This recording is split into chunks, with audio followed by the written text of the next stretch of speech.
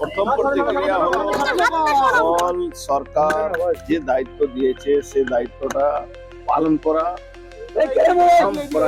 যে সরকারের আছে, যা আমাদের ম্যানিফেস্টোতে আছে, সমস্ত ম্যানিফেস্টো প্রত্যেকটা অক্ষর অক্ষর আমাদের পালন করতে হবে। সরকারের উপলব্ধিটাকে আরো বেশি মানুষের কাছে নিয়ে যেতে হবে। এখনো দপ্তর আপনাকে বলা হয়নি, যে দপ্তরই হোক সেক্ষেত্রে কোন দপ্তর পাচ্ছেন যদি বলেন।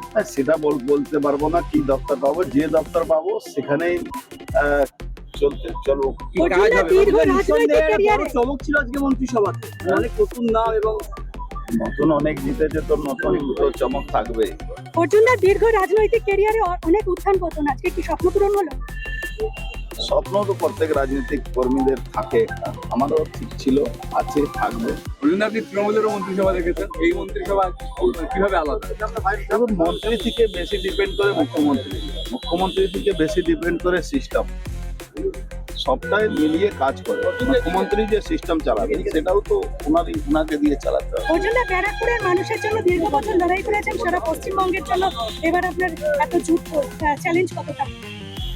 চ্যালেঞ্জ কিছু নেই, আমরা অভিজ্ঞতা আছে, কাজ করবো। অর্জুনদা সেই দাবাং স্টাইল কিন্তু আজকেও পোশাকে আমরা দেখতে পেলাম। দলের ম্যানিফেস্টোকে অক্ষর অক্ষর পালন করা। বাংলা হান্টের আরও খবর দেখতে নজর রাখুন। বাংলা খবর মানেই বাংলা হান্ট।